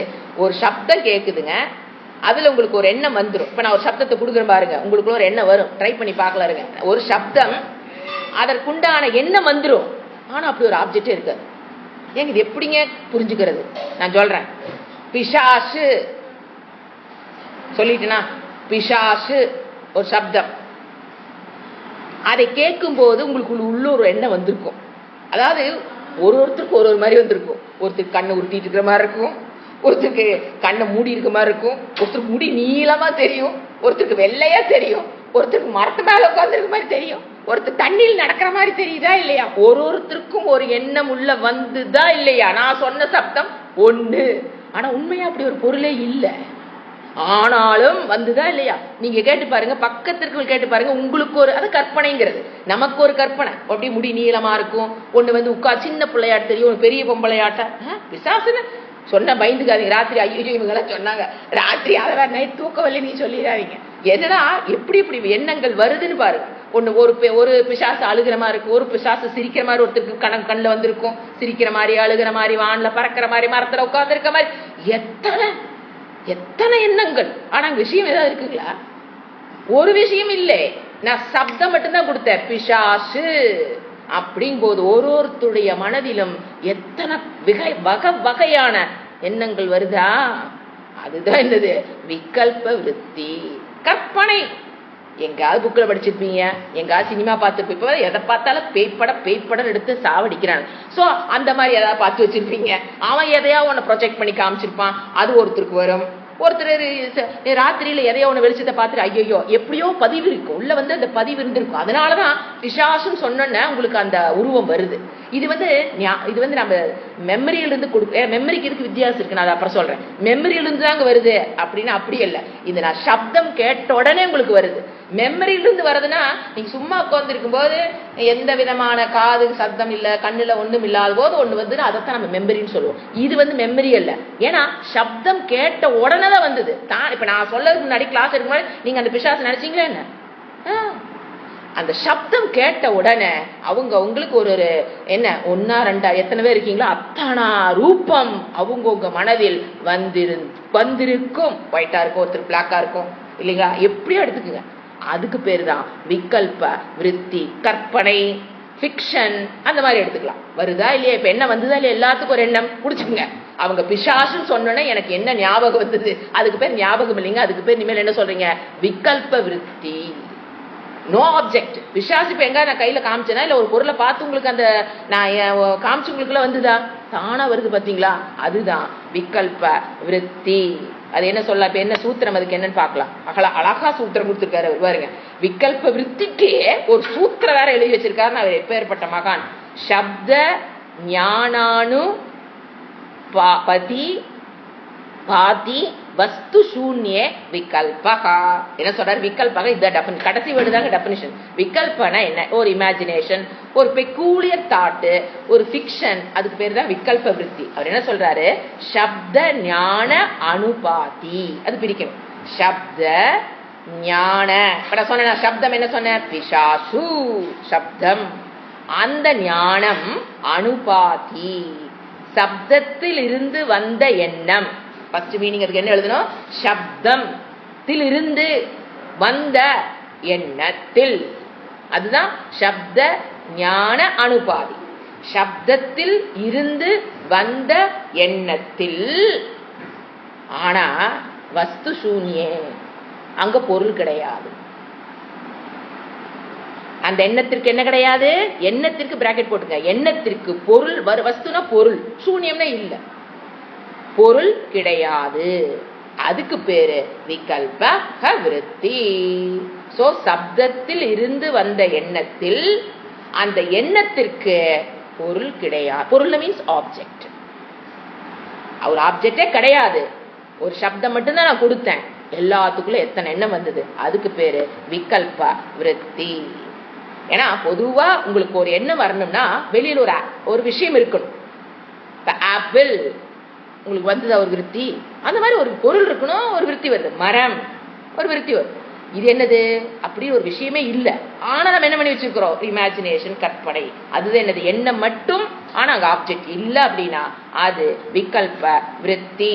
இது ஞாபகம் நம்ம சொல்லக்கூடாது. ஞாபகம்னா ஸ்மிருதி, அது பின்னால வரப்போகுது. 5வது எண்ணத்துக்கு பேரு ஸ்மிருதி, ஞாபகப்படுத்துதல். இது அது கிடையாது. ஏன்னு கேட்டீங்கன்னா, ஸ்மிருதிங்கிறது அந்த சப்தமும் இல்லாமல் நமக்கு ஞாபகப்படுத்திக்கிறதுக்கு பேர் அது ஸ்மிருதி விருத்தி. உள்ள இருக்கிற பதிவுகள் வெளியில வர்றது. இது பதிவுனால வரல, என்னுடைய சப்தத்தினாலதான் உங்களுக்கு வந்தது. அதனால இது என்ன சொல்லக்கூடாது, நினைவில் இருந்து வந்ததுன்னு இதை சொல்லக்கூடாது. இது இன்னும் கொஞ்சம் டீப்பா ஆச்சாரியர்கள் அனலைஸ் பண்றாங்க. நீ இதெல்லாம் புரிஞ்சுக்கிட்டா போதும். இப்போ நிறைய இடத்துல பாத்தீங்கன்னா இந்த விகல்ப விருத்தி எங்கெங்க உபயோகப்படுது, எப்படி நம்ம பழக்காட்டத்துல எப்படி யூஸ் பண்றோம்னு பாத்தீங்கன்னா, இப்போ ஒரு எக்ஸாம்பிள் சொல்ல பாருங்க. ராமனுடைய சட்டை, இதுல ராமன் வேறு, சட்டை வேறு, ரெண்டு துவைதம் சொல்லுவோம். ராமன்ங்கிறது வேற, சட்டைங்கிறது வேற. அப்ப உடைய அப்படின்னு நம்ம எப்ப யூஸ் பண்றோம், ராமனுடைய சட்டை, ராமனுடைய வீடு. அந்த உடையங்கிற போட்டு நீங்க ஜென்ரலா பேசும்போது ரெண்டு வரும். ராமனுடைய ஒண்ணு, வீடு, ராமன் வேறு வீடு வேறு, ராமனுடைய பேனா, ராமனுடைய வீடு, ராமனுடைய மனைவி, இப்படி சொல்லும் போது ரெண்டு வரும். அங்க ராமன் வேற, அவன் வச்சிருக்கிற பொருள் வேற. இது உடையங்க தமிழ் வார்த்தையை ஜென்ரலா யூஸ் பண்றோம். இப்போ நீங்க வேதாந்தத்துக்கு வந்துடுறீங்க. வந்ததுக்கு அப்புறம் நாம என்ன சொல்லுவோம், ஆத்மாவுடைய சைத்தன்யம்னு ஆரம்பிப்போம். ஆத்மாவுடைய சைத்தன்யம். ஆனா இங்க ஆத்மா வேற சைத்தன்யம் வேறன்னு கேட்டீங்கன்னா அப்படிலாம் கிடையாது. ஆத்மாதான் சைத்தன்யமே. சைத்தன்யத்துக்கு பேரு தான் ஆத்மா, ஆத்மாதான் சைத்தன்யம். இருக்கிறது ஒண்ணு ஏக்கக. ஆனா எப்படி நம்ம சொல்லி கொடுத்து ஆரம்பிப்போம், ஆத்மாவுடைய சைத்தன்யம்னு சொல்லிதான் ஆரம்பிப்போம். அது தவறு கிடையாது. என புரிய வைக்கிற விஷயம் கொஞ்சம் சூக்ஷ்மமா இருக்கிறதுனால ஃபர்ஸ்ட் எப்படித்தான் ஆரம்பிப்போம், ஆத்மாவுடைய சைத்தன்யம்னு சொல்லும் போது அங்க இருப்பது ஒண்ணு, ஆத்மானால ஒண்ணுதான், சைத்தன்யனால ஒண்ணுதான், ஞானம்னால ஒண்ணுதான், இருப்புனால ஒண்ணுதான். ஆனா என்ன சொல்றோம், உடைய போட்டு சொல்லும் போது அது என்னது, இது எதுல வரும், விகல்ப விருத்தி. ஏன்னா இருக்கிறது ஒண்ணு, நாம என்ன பண்றத ரெண்டா பிரிச்சு காமிக்கிறோம். இது புரிய வைக்கிற இடத்துல சில இடத்துல நாம் இதை பயன்படுத்துவோம், தவறில்லை. இன்னும் எக்ஸாம்பிள் சொல்ல பாருங்க. ஒரு பூ எடுத்து ஒரு மலர், நான் சொல்றேன்னா இல்லையா, ஒரு மலர் சொல்லும் போது அதுக்குள்ள பாத்தீங்கன்னா ஒருமை மட்டும் இல்ல, 5 இதழ்கள் இருக்குது, அதுக்குள்ள சேமன் இருக்குது, பிஸ்டல் இருக்கு, எல்லாமே என்னது எண்ணிக்கைகள் அதிகமான ஒண்ணு சேர்ந்துதான் அங்க என்னவா நிக்குது ஒன்று. அந்த ஒரு மலர் நீங்க சொல்லும் போது பல எண்கள் ஒன்று சேர்ந்துதான் அந்த ஒண்ணுக்கு வருது. ஆனா நம்ம என்ன சொல்றோம் ஒரு மலர் அப்படிதான் சொல்றோம். இந்த மாதிரி நம்ம திங்க் பண்ணி பாத்தீங்கன்னா நம்ம ஏக்காக நம்ம சொல்றோம் ஒரு மலர்னு, ஆனா உள்ள என்ன இருக்குது துவைதம், பெட்டல்ஸ், ஸ்டேமன்ஸ், கேலிப்ஸ், கரோல நிறைய இருக்குது. ஆனா என்ன வார்த்தையில சொல்றோம் ஒரு மலர். சோ இந்த மாதிரி விஷயங்களும் நம்ம எங்க இதெல்லாம் வந்து எதுக்கு நான் எடுத்து கொடுக்குறேன்னா வேதாந்த படிக்கும் போது இந்த மாதிரி வார்த்தைகள்லாம் பயன்படுத்தி கிருஷ்ணரும் சரி நீங்க வேற சங்கராச்சாரியரும் சரி இதையெல்லாம் பயன்படுத்தி விளக்கும் போது புரியணுங்கிறதுக்காக நான் சொல்றேன். ஜஸ்ட் ஹிண்ட் மட்டும் எடுத்து வச்சுங்க. நம்மளுக்கு வேணுங்கிறது பிசாசு எது விகல்ப விருத்தி அந்த அளவுக்கு பதிய வச்சுக்கிட்டா இந்த ஸ்டேஜுக்கு பிகினிங்க்கு போதும். சப்தம் ஒரு விஷயமே இல்லை, ஆனா எனக்குள்ள ஒரு எண்ணம் வருது அப்படின்னா அதுக்கு பேரு விகல்ப விருத்தி. இந்த அளவு புரிஞ்சுட்டா போதும். அடுத்தது 10வது இப்போ என்ன இருக்குது நித்ரா. புரிஞ்சுங்களா? இப்ப குரூப்பா பிரிச்சுட்டு வராரு நம்மளோட எண்ணங்களை. அதுல ஃபர்ஸ்ட் பிரமாணம். இப்போ பிரமாணத்துக்கு அடுத்து என்ன பார்த்தோம் விபர்யய, அடுத்தது விகல்ப விருத்தி, அடுத்தது இப்போ நித்ரா. ஏங்க தூங்கும் போது மனமே இல்லைங்க, எங்கெங்க விருத்தி பாருங்க என்ன சொல்றாரு பாருங்க. இது இதெல்லாம் படிச்சதுக்கு அப்புறம் தான் நமக்கே தெரியும் தூங்கும் போது என்ன இருக்குது விருத்தி.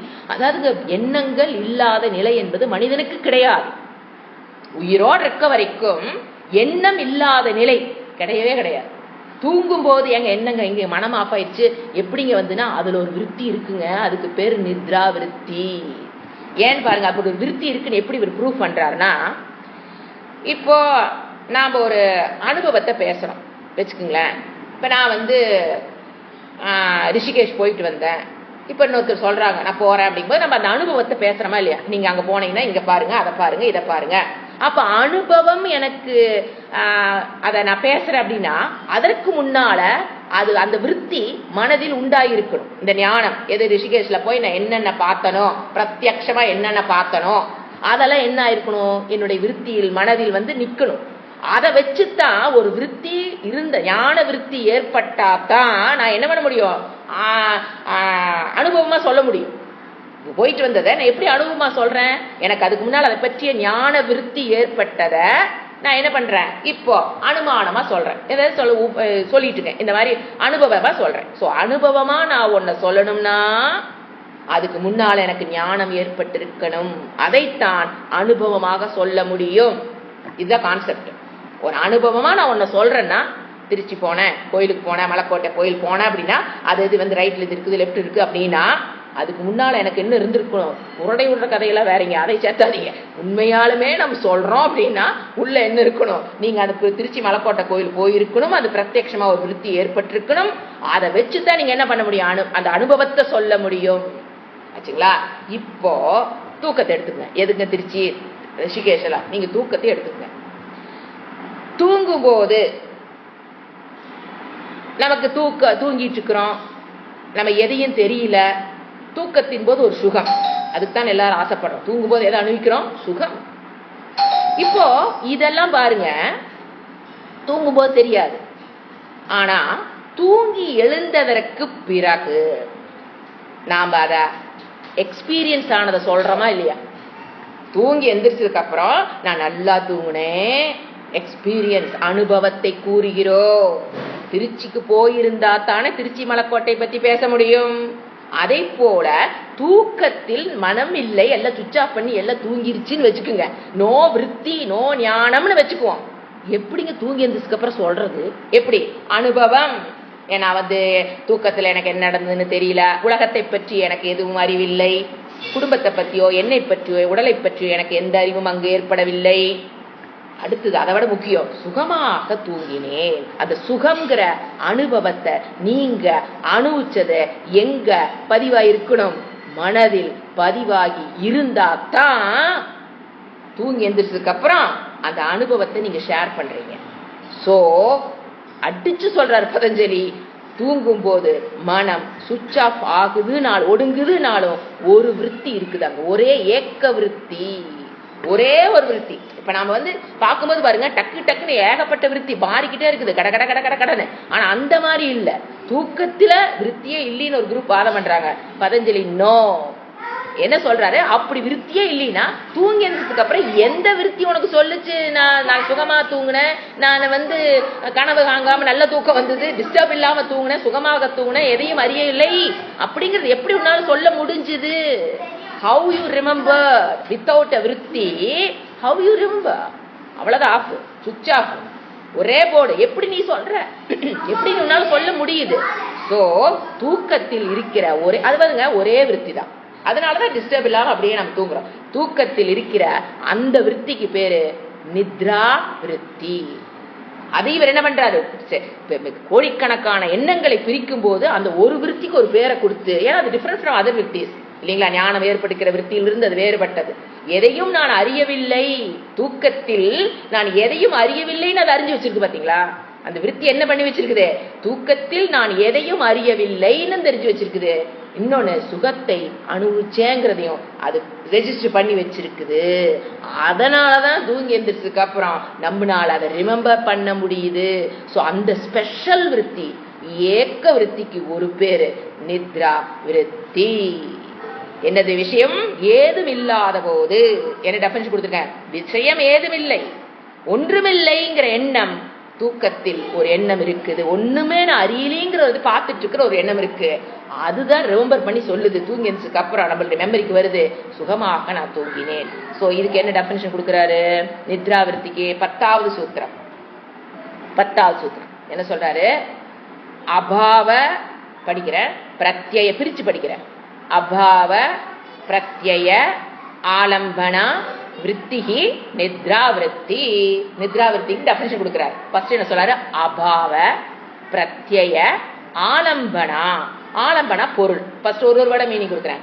அபாவன ஒன்றும் இல்லாது பற்றிய. what do you mean by அபாவம்? ந பாவம்.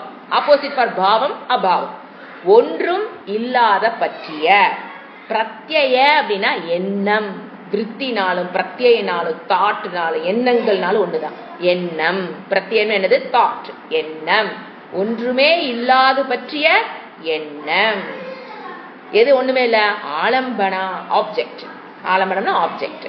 எந்த ஆப்ஜெக்டும் இல்லாத போது ஒரு எண்ணம், அந்த விருத்தி, திருப்பி ஒரு விருத்தின்னு வருது. அந்த எண்ணத்திற்கு என்ன பேரு?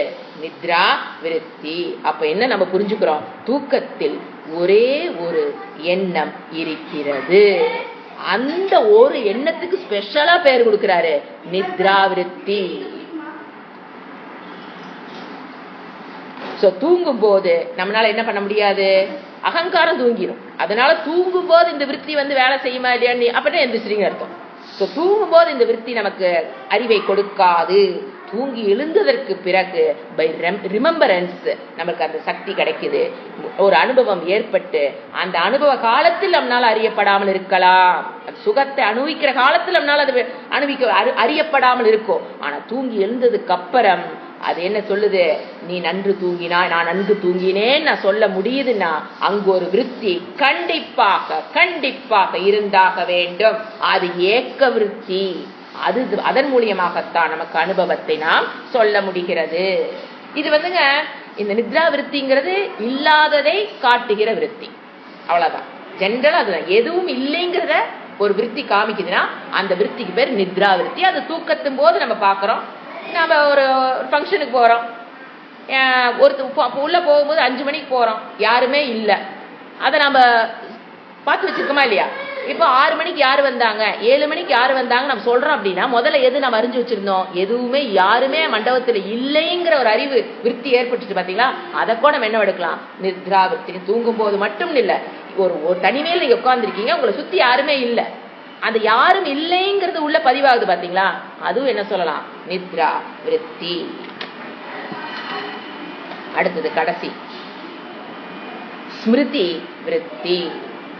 அதாவது தூங்கும்போது என்ன நடக்குதுன்னு பாத்தீங்கன்னா, நம்ம அகங்காரம் தூங்க போயிடும். ஆச்சுங்களா? அந்த அகங்காரம் தூங்கி எழுந்தவுடன் அது என்ன பண்ணுமாமா? சித்தத்துக்கு போகுமா. இப்ப ஏன்னா அந்தக்கரண மனதை 4ஆ பிரிக்குது சாஸ்திரம். மனம், புத்தி, அகங்காரம், சித்தம். மனம்ங்கிறது இதுவா அதுவா அப்படிங்கிற ஒரு சங்கல்ப விகல்ப ஆத்மிகா மனம்.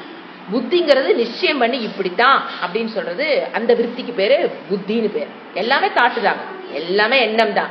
அது சங்கல்பம் விகல்பமா இருக்கும், இதுவா அதுவான்னு ஒரு சங்கல்பமா சஞ்சலமா இருக்கும்போது அதுக்கு பேரு மனம்னு பேரு. நிச்சயம் பண்ணி இப்படித்தான் வீட்டை பூட்டிட்டியா, பூட்டிட்டேன் கன்ஃபார்மா சொல்றேன் பாத்தீங்களா, அந்த மாதிரி சொல்லும் போது அந்த எண்ணத்துக்கு பேர் புத்தின்னு சொல்லுவோம். அடுத்தது அகங்காரம். அகங்காரம் நான் இதை செஞ்சேன், நான் இந்த சரீரம்ங்கிற அபிமானம் தான் அகங்காரம், ஈகோ கிடையாது. அகங்காரம் இந்த சென்ஸ் நான் இந்த சரீரம். அதனால என்ன சொல்றேன், நான் இதை செஞ்சேன், நான் எழுதினேன், நான் போனேன், நான் வந்தேன், அப்படி பண்ணினேன், இப்படி பண்ணேன், அதை பேசினேன், நான் இதை பேசினேன், நான் சொல்ல பார்த்தீங்களா, அதுதான் அகங்காரம். அடுத்து சித்தம்னா ஸ்டோர் ஹவுஸ், மெமரி. என்னென்ன மெமரி, என்னென்ன விருத்திகள் வந்துட்டு போச்சோ அதையெல்லாம் என்ன பண்ணி வச்சிருக்கோம், சித்தம் ஸ்டோர் பண்ணி வச்சிருக்கோம். அதுதான் என்னது, ஸ்மிருதியிலிருந்து வர்றது. இப்போ இவங்க என்ன சொல்றாங்கன்னா, தூங்கும் போது என்ன நடக்குதுன்னா உன்னுடைய அகங்காரம் தூங்கிடுது. மனதில் ஒரே ஒரு விருத்தி இருக்குது, அந்த தூங்கி எந்திரிச்சோன்ன அகங்காரம் போய் கேட்குமா, யார்கிட்ட போய் பாக்குது, ஸ்டோர் ஹவுஸ் போய் பாக்குது, இவ்வளவு நேரம் என்ன நடந்தது அப்படின்னு. அகங்காரம் யார்கிட்ட போகுது, சித்தத்துக்கு போகும்போது சித்தம் என்ன சொல்லுது, இவ்வளவு நேரம் ஒரு விருத்தி இருந்தது, அந்த விருத்தி சுகத்தை கொடுத்தது யாரு சொல்றது, சித்தம். மெமரி ஹவுஸ், ஸ்டோர் ஹவுஸ் சொல்லி கொடுக்குது அப்படிங்கிற ஒரு கான்செப்ட். இதெல்லாம் வந்து இன்னும் இந்த டீப்பா இன்னும் பின்னால போக போக இதை பத்தி விளக்கங்கள் இன்னும் நிறைய வரப்போது, நம்ம அப்ப பார்க்கலாம். எப்படி சித்தம்னா என்ன, அகங்காரம்னா என்னங்க, திருப்பி திருப்பி சிந்திக்க தான் உங்களுக்கு அது ஃபிக்ஸ் ஆகும். இப்போதைக்கு அகங்காரங்கிறது நான் இந்த சரீரம்ங்கிற அபிமானத்தை வச்சுக்கிட்டு நான் அதை செஞ்சேன், இதை செஞ்சேன், அங்கே போனேன் வந்தேன்னு ஒரு எண்ணம் வருது பார்த்தீங்களா, அந்த எண்ணத்துக்கு பேர் அகங்காரம். சரிங்களா? சித்தம்ங்கிறது ஸ்டோர் ஹவுஸ். இப்போ தூங்கி எந்திரிச்சோன்னா அந்த அகங்காரம் எங்கே போய் தேடுதான், சித்தத்தில் போய் தேடுதான், என்ன கடைசி என்ன ஆச்சு அப்படின்னு. சித்தம் சொல்லுதான், இவ்வளவு நேரம் நிம்மதியாக தூங்கின ஒரு பதிவு எங்கிட்ட இருக்கு இந்தா அப்படிங்கும்போது அகங்காரம், நான் நல்லா தூங்கினேன். நம்ம என்ன சொல்றோம், நான் நன்கு தூங்கினேன்னு சொல்லும் போது அகங்காரம் விழிச்சிருச்சு. அப்படிதான் நம்ம புரிஞ்சுக்கணும். அடுத்தது 11வது சூத்திரத்துல 5வது விருத்தி டெஃபினிஷன். இது என்னது, ஸ்மிருதிஹி. ஸ்மிருதி என்ன சூத்திரம் சொல்றாரு, அனுபூத விஷய அசம் பிரமோஷக ஸ்மிருதிஹி. அனுபூத விஷய அசம்பிரமோஷக ஸ்மிருதிஹி. இதுக்கு நான் கொடுத்திருக்க தமிழ் மீனிங், அனுபவிக்கப்பட்ட விஷயம் நாசமாகாமல் மனதில் பதிவு ஆகி இருப்பது. இப்ப மீனிங் இதுல சொல்ல பார்க்கிறேன். அனுபூத விஷயம்னா அனுபவிக்கப்பட்ட விஷயம். இப்ப ஒரு எக்ஸாம்பிள் சொல்ல பாருங்க. நீங்க ஒரு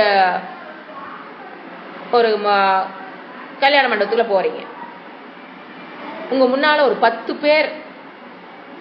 பேர்த்த பாக்குறீங்க. டக்குனு ஒரு செகண்ட் அவங்க நகர்ந்துடுறாங்க. நீங்க பாருங்க, 10 பேர்த்துல ஒரு 2 பேர் தான் ஃபிக்ஸ் ஆயிருப்பாங்க. ஒரு 2-3 பேர் நமக்கு தெரிஞ்சிருந்தாலுமே, வரிசையா 10 பேர் நமக்கு தெரிஞ்சிருந்தாலுமே நம்ம ஒரு ஃபிராக்ஷன் இப்படி பார்த்தோன்னே எல்லாமே பதியாது. ஒரு 2-3 மூஞ்சி மட்டும் ஃபிக்ஸ் ஆயிருக்கும், மத்தெல்லாம் பதியாம போயிருக்கும். அது இது பண்றாரு பாருங்க, அவரு விசாரம் பண்ணி காமிக்கிறாரு. நீ அட் அ டைம்ல 10 பேர்த்த பார்த்த, ஒரு 10 விஷயம், ஒருத்தவனு பேசுறான், ஒருத்தர் நடக்கிறான், அந்த மாதிரி 5-10 செயல்கள் நடைபெறும் போது நம்ம கண்ணு பாக்குது அப்படின்னா மனதுல ஒரு 2-3-4-5 தான் பதியும், மற்றதெல்லாம் பதியாது. பார்த்திருக்கோம், கண்ணு பார்த்திருக்கோம், ஆனா உள்ள பதியாது. திருப்பி நீங்க ஞாபகப்படுத்தி கேளுங்க, அது நாம சொல்ல தெரியாது. 10 பேர்த்துல ஒருத்தர் ராமன், நாம ராமனை தவறி இருப்போம். இன்னொருத்தர் வந்து கேட்பாங்க, ஏங்க ராம 10 பேர்த்துல நின்னா பாத்தீங்களானா, நாம கிருஷ்ணனையும் வேற 4-5 பேர்த்த ஞாபகம் வரும். ராமர் அங்க இருந்தது நமக்கு தெரியாமல் போறக்கு வாய்ப்புண்டு. ஏன்னா மனதில் அது கண் பார்த்திருக்கும், ஆனா மனதில் அது பதியாமையும் போகும். இப்ப என்ன சொல்ற, ஸ்மிருதினா அனுபவிக்கப்பட்ட விஷயம். 10 பேர்த்த பாத்தீங்களா, அதுதான் அனுபவிக்கப்பட்ட விஷயம். 10 பேர். அனுபூத விஷய, அனுபவிக்கப்பட்ட விஷயத்தில் அசம்பிரமோஷக, நாசமாகாமல் மனதில் பதிவு ஆகி இருப்பது. அது அசம்பிரமோஷக. ரொம்ப இம்பார்ட்டன்ட் வேர்டு. நாசமாகாமல் மனதில் பதிவு இருக்கிறது. 10 பேர்த்த பாக்குற, அதுல நாசமாகாமல் ஒரு 2 பேர் மட்டும்தான் பதிஞ்சிருக்கு பாத்தீங்களா, அதுக்கு பேரு தான் ஸ்மிருதி. அது என்ன சொல்றாரு, அதுக்கு பேரு ஸ்மிருதிஹி. திருப்பி சொல்ற பாருங்க, அனுபவிக்கப்பட்ட விஷயம் நிறைய இருக்கலாம், ஆனா அது நாசமாகாமல் மனதில் பதிவு ஆகி இருக்கணும். இப்ப கிளாஸ் 1 hour நடத்துறோம், இதுவே எடுத்துக்கலாம். 1 hour நடத்துனதுல என்னன்னு தான் உட்கார்ந்துருக்கோம். 1 hour சொன்ன விஷயங்கள் அனைத்தும் உள்ள போகணும்னு தான் உட்கார்ந்துருப்போம். ஆனா சில விஷயங்கள் நம்மளை அறியாமல் நாசமாகிவிடும். சில விஷயங்கள் பிசாசுங்கிறது நாசமாகாது. சில விஷயங்கள் என்ன ஆகும், என்ன உதாரணம் கொடுத்த கிளாஸ்லயே டக்குன்னு வருது. ஏன் அந்த மாதிரி சில விஷயங்கள் உள்ள நாசமாகாத விஷயங்களும் இருக்கலாம். இப்ப விருத்திக்கு பேரெல்லாம் சொல்லுங்க, 5ஆ பிரிச்சமே, என்ன விருத்தினா அதுல சிலது என்ன ஆகும், கொஞ்சம் தடுமாற்றம் வருதா இல்லையா, அதுதான், அவ்வளவுதான். அது எது நாசமாகாம நீங்க புடிச்சு வச்சிருக்கீங்களோ, மனதில் பதிவாகி இருக்கிறதோ, அதுக்கு பேரு ஸ்மிருதி. ஸோ ஃபர்ஸ்ட் இப்ப நம்ம கிளாஸ் நீங்க கேட்கும்போது வருகின்ற எண்ணங்கள் நமக்கு இப்பவே பார்க்கலாமே, உங்களுக்குள்ள என்ன எத்தனை எண்ணம் வந்திருக்கும். இதெல்லாம் என்னது, பிரத்யக்ஷ விருத்தி. காதின் மூலியமாக உங்களுக்கு என்ன நடந்திருக்குது, டைரக்ட் நேரடியான ஞானம், பிரத்யக்ஷ விருத்தி நடந்ததா. கிளாஸ் முடிஞ்சதுக்கு அப்புறம் கிளாஸ்ல இதெல்லாம் சொன்னாங்க, அன்னைக்கு சொன்னா நாங்களாம் போன் போட்டு எல்லாம் பேசிக்குவோம், என்னென்ன விஷயங்கள் டிஸ்கஸ் பண்ணாங்கன்னு. அப்போ என்ன நடக்குது, அந்த எண்ணங்களுக்கு பேர் என்ன, ஸ்மிருதி. அவ்வளவுதான். கிளாஸ் கேட்கும்போது அது பிரத்யக்ஷம், நீங்க அதை திருப்பி சிந்திக்கும் போது அது எங்கிருந்து வருது, ஸ்மிருதி, ஞாபகத்திலிருந்து வருது. அவ்வளவுதான். சோ ஒரே சமயத்தில் நம்ம பல விஷயங்கள் இருக்கும்போது சிலது மனதில் பட்டு இருக்கும், சிலதெல்லாம் எரேஸ் ஆயிரும். அது சாப்பிட்டு முடிச்சவுடன் அது பாருங்க, இந்த ரொம்ப ஸ்மிருதிங்கிறது எந்த அளவுக்கு முக்கியங்கிறது சுவாமிஜி சொல்லுவார்னா, நல்ல வேளமா ஸ்மிருதி கொடுத்தார் நமக்கு அப்படின்னா, ஆமாங்க ஜி, நாம நினைச்சுக்குவோம் ஜி, ஆமாங்க ஜி நேற்று நடத்தின கிளாஸ் ஞாபகம் வந்தா தாங்க ஜி இன்னைக்கு கிளாஸ் ஞாபகம் வச்சுக்கணும். அவர் அப்படி சொல்லுவாரு கேட்டா, அவர் என்ன பாரு, அதை விட நம்ம முக்கியமா காலையில சாப்பிட்டதுக்கு அப்புறம் சாப்பிட்டேன்னு பதிவாயிருக்கணும். இல்லைன்னா மறுபடியும் 10 மணிக்கு டேபிள் போய் உட்காந்துக்குவோம். அவர் அப்படிதான் பேசுவேன். 9 மணிக்கு சாப்பிட்டேங்கிற ஸ்மிருதி அங்க இல்லைன்னா நான் என்ன பண்ணுவேன், 10 மணிக்கு போய் திருப்பி உட்காந்துருவோம். மறந்துட்டு போய் மறக்கிறா, பதிவு ஆகலைன்னா சாப்பிட்டோமா இல்லையான்னு பதிவாயிருந்தா தாங்க ஓ நம்ம சாப்பிட்டோம், சாப்பிடக்கூடாதுன்னு தெரியும். அவர் அந்த அளவுக்கு ஜோக்கா சொல்லுவார். இது மறக்க முடியாத உதாரணங்கள் அவர் கொடுத்து. ஏன்னா நாம இவர் என்ன கேட்பாரு, ஆமாங்க ஜி நேற்று கிளாஸ் இன்னைக்கு கிளாஸ் எல்லாம் ஞாபகம் வச்சுக்கணும் ஜி நாம சொல்ல போக, அவர் அவ்வளோலாம் திங்க் பண்ணாதமா, 9 மணிக்கு சாப்பிட்டதுன்னு உள்ள பதிவாயிருக்கும். இல்லைன்னா மறுபடியும் பிளேட் எடுத்துட்டு போய் 2 இட்லி ஒன்று பார்த்தா 10 மணிக்கு போய் நின்றுடுவேன் அப்படிம்பார். ஸோ இது என்னது, ஸ்மிருதியே எங்க சுவாமிஜி சொன்ன ஒரு விளக்கம். சரிங்களா? இப்போ பாருங்க, அந்த ஸ்மிருதியை பத்தி இன்னும் கொஞ்சம் விசாரம். இப்போ நீங்க நிறைய என்ன பண்றோம், நிறைய இந்த செல்போன்ல மெமரி இருக்கு பாத்தீங்களா, கிட்டத்தட்ட நம்ம மூளை அது ஒண்ணுங்க. இப்ப பாத்தீங்கன்னா டவுன்லோட் பண்றது இதெல்லாம் பண்ண ஒரு நாள் என்னாச்சு, என்ன ஆயிடுச்சு, அதுக்கு என்ன சொல்றாங்க, ஹேங், உன்னோட செல்போன் ஹேங் ஆயிடுச்சு அப்படின்னா. தம்பி ஏன்டா எப்படி ஹேங் ஆச்சு, ஆமா மெமரி ஓவர் ஆயிடுச்சு, நீ அதை இதையும் ரெக்கார்ட் பண்ணி போட அது மெமரி ஃபுல்லா ஆயிடுச்சு. அப்புறம் மற்றதெல்லாம் எது அங்க பதிவாகாது, எரேஸ் ஆயிரும், இனிமேல எது பதிவாகாது, மெமரி ஃபுல், அதனால அது ஹேங் ஆயிடுச்சு. இதே தாங்க நமக்கும். இப்ப நமக்கு ஒரு கெப்பாசிட்டி இவ்வளவு, ஒரு உதாரணத்துக்கு சொல்றேன், ஒரு பக்கெட்டான்னு நினைச்சுக்கங்க, நம்ம மூளை நம்ம பிரெயின் அதாவது நம்ம மனம் இவ்வளவுதான் ஸ்டோர் பண்ண முடியும்னு வச்சுக்கோங்களேன். இப்ப நாம பாட்டுக்கு தினம் ஸ்டோர் ஆகிட்டே இருக்கும். நேற்று மத்தியானம் பண்ணினது, போனது, வந்தது, ஒருத்தட்டு பேசுனது, எத்தனை மில்லியன் தாட்ஸ் வந்தாலும் மில்லியனும் பதிவாகணும். அப்படித்தானே, தூங்குனது, ஒருத்தர் பேசுனது. அதனால என்ன பண்ண, ஆட்டோமேட்டிக் இறைவன் எப்படி படிச்சுட்டாருமா, சுவாமிஜி சொல்லுவாரு, ஆட்டோமேட்டிக்கா டெலீட் ஆகிற மாதிரி பண்ணிட்டாருமா. இல்லைன்னா நம்பணும்னு இப்ப நீங்க பிறந்ததுல இருந்து ஒரு 5 வருஷம் நம்பிருச்சு வச்சுக்கலாம், அப்புறம் 6ஆவது வருஷத்துக்கு மேல இருக்கிற மெமரியில எங்க ஓட்டி ஸ்டோர் பண்றது. அதனால என்ன பண்ணிட்டாராம் இறைவன், அது அப்பப்ப டெலிட் ஆட்டோமேட்டிக். நாம சொல்ல பாத்தீங்களா, டெலிட்னா பட்டன் வச்சு அமுத்துறமால எரேஸ், ஓகே ஓகே ஓகேன்னு சொல்லி டெலிட் பண்ற பாத்தீங்களா மெமரிய. அதை மாதிரி இறைவன் இவ டெலிட்லாம் பண்ண மாட்டா, இவளுக்கு அதுக்கு நேரம் இருக்காதுன்னு சொல்லி படைக்கும் போதே என்ன ஆப்ஷன் கொடுத்துட்டாரு, டெலிட். டெலிட் ஆனாதான் திருப்பி ஸ்பேஸ் இருக்கும், நீங்க புதுசா போடுறது அது வந்து லோட் பண்ணிக்கும். டெலிட் பண்ணாதாங்க அடுத்த நாள் ரெக்கார்டிங் பண்ண முடியுது. எல்லா மெமரி ஃபுல்லா ரெக்கார்டிங்க பண்ணி வச்சுட்டேன்னா அது என்ன பண்ணாது, அடுத்த வேலை நைல் காண்ட்ன்றது, அது என்னால உன்னால ரெக்கார்ட் பண்ண முடியாது, அது ஃபுல் ஆயிடுச்சு. அப்ப நம்ம என்ன பண்றோம், டெலிட் கொடுத்து அதை ரெடி பண்ணி வைக்கிறோம். ஜஸ்ட் லைக் தட் இறைவன் தானாகவே டெலீட் ஆகிற சிஸ்டத்தை ஓடதான் நம்ம மனதை படைத்திருக்கிறார்.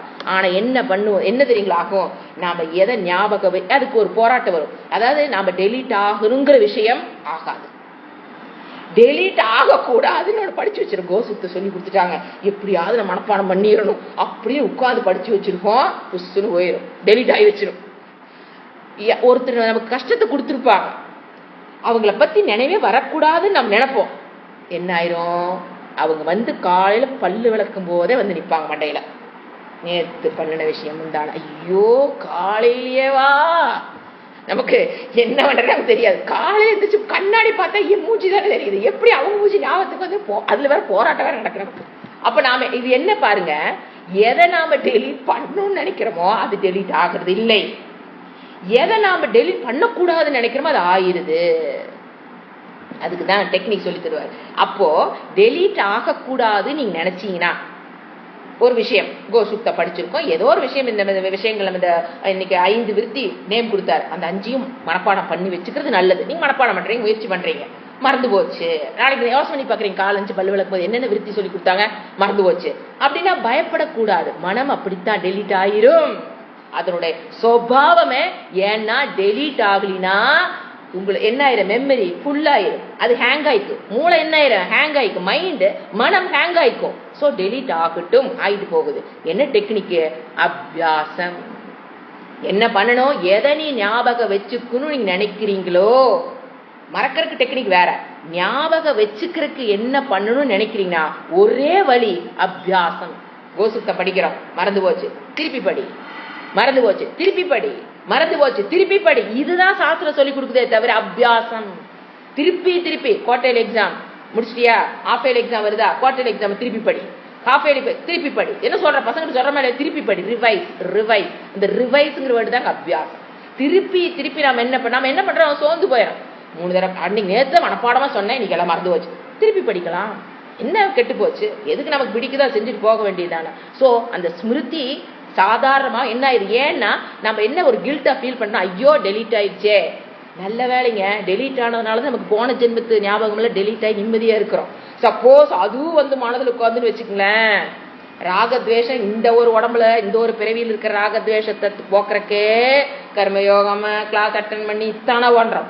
போன ஜென்மமும் வந்துருச்சு வச்சுக்க, ராகத்வேஷம் இன்னும் அதிகமாயி ரொம்ப கஷ்டம். அதனால இறைவனை பார்த்து இந்த ஒரு ஜென்மத்தில் நீ டிரான்சாக்சன் பண்ணும்போது என்னென்ன ராகத்வேஷம் வருதோ அதை மட்டும் நீக்கிறதுக்கு நீ ட்ரை பண்ணு, நான் என்ன பண்ணிட்டேன், போன ஜென்மத்தில் அழிச்சு கொடுத்துட்டாரு, நல்ல வேலை. ஸோ டெலீட் ஆகுதேன்னு கவலைப்படாது, டெலீட் மீன்ஸ் மறந்து போகுதேன்னு கவலைப்பட வேண்டிய அவசியமே இல்லை. 10 தடவை படிச்ச மனப்பாடம் ஆகுதா, 10 தடவை படி. சில பேருக்கு எனக்கு 50 தடவை படிச்சாலும் மனப்பாடம் ஆகுதா, 50 தடவை படிந்த சாஸ்திரம் சொல்லுதே தவிர சோர்ந்து போகாத. ஏன்னா மனப்பாடம் பண்ண அந்த சக்தி அதிகமாகுங்க. அந்த காலத்துல அதெல்லாம் வாய்ப்பாடு, 2ஆம் வாய்ப்பாடு சொல்லு சொல்லி மனம் பலம் பெறும். மனப்பாடம் அர்த்தம் தெரியா மனப்பாடம் பண்ண சொல்லுவீங்க, இந்த வாய்ப்பாடு மனப்பாடம் பண்றது, சூத்திரங்கள் மனப்பாடம் பண்றது, ஸ்லோகங்கள் மனப்பாடம் பண்றது, அதுவும் பாருங்க 40 வயசுக்கு மேல தயவுசெய்து ட்ரை பண்ணிடாதீங்க, அது ரொம்ப கஷ்டம். அந்த ஒரு 10 to 20, 25, 30 அது வரைக்கும் தான் அந்த மெமரி, அந்த மனப்பாடம் பண்ற சக்தி இருக்கும். அதுக்கப்புறம் 40, 50க்கு மேல தயவு செஞ்சு பகவத்கீதை ஃபுல்லான மனப்பாடம் பண்ணி பார்க்குற மறந்து போயிருது, கவலைப்படாதீங்க, அது தன்னுடைய பலத்தை இழந்திருக்கும், பரவாயில்லை, இருக்கிற விஷயங்கள் உள்ள போனா போதும். பகவத்கீதையில கிருஷ்ணர் என்ன சொல்றாங்க விஷயத்தை வச்சு நம்ம புரிஞ்சுக்கலாமே தவிர ஸ்லோகங்கள் சமஸ்கிருதத்தில் இருக்கிறத எப்படிங்க மனப்பாடம் பண்றது, தமிழ் இருக்கிற திருக்குறள் சொன்னாலே மனப்பாடம் ஆக மாட்டேங்குது, சமஸ்கிருதத்தில் இருக்கிறத எப்படி மனப்பாடம் பண்றது. டோன்ட் வரி, அதெல்லாம் ப்ரெஷரைஸ் பண்ணிக்காதீங்க. அந்த மனப்பாடம் பண்ற நேரத்தை இந்த வகுப்புகளை உட்காந்து கேட்டு திருப்பி பதிவு பண்ணுங்க. என்ன 5 விருத்திகள் இருக்குது, என்னென்ன விருத்தின்னு மனப்பாடம் பண்றதுங்கிறது. அதுக்கு என்ன பண்ணணும், திருப்பி திருப்பி படிக்கணும். எது நாம எதை பிடிச்சு வைக்கணும்னு நினைக்கிறோமோ, ஸ்மிருதியில் எது இருக்கணும்னு நினைக்கிறோமோ அது நம்மளை விட்டு போகும்போது அபியாசம், ஒரே வழி அபியாசம். திருப்பி சிந்திக்கணும், படிக்கணும். புரிஞ்சுங்களா? அந்த வேண்டாத விஷயங்கள் வெளியில வரக்கு அப்படின்னா அது விருப்பு வெறுப்புகளை நீங்க குறைக்கவே எது வேண்டான்னு நினைக்கிறீங்களோ அது உங்களுக்குள்ள வராது. பிரச்சனை எனக்குள்ள இருக்கிற விருப்பு வெறுப்புங்க அவங்க இல்ல, அவங்க எனக்குள்ள வர்றாங்கன்னா பிரச்சனை எனக்குள்ள இருக்கிற விருப்பு வெறுப்பு தான் அவங்கள ஞாபகத்துக்கு கொண்டு வருது. அது நாம கர்மயோகம் பண்ண தேவையில்லாத விஷயங்களை நாமளே என்ன பண்ணிடலாம், டெலீட் கொடுத்துடலாம். ஓகேங்களா? ஹரி ஓம். ஓம் சாந்தி சாந்தி சாந்தி. ஹரி ஓம். ஸ்ரீ குரு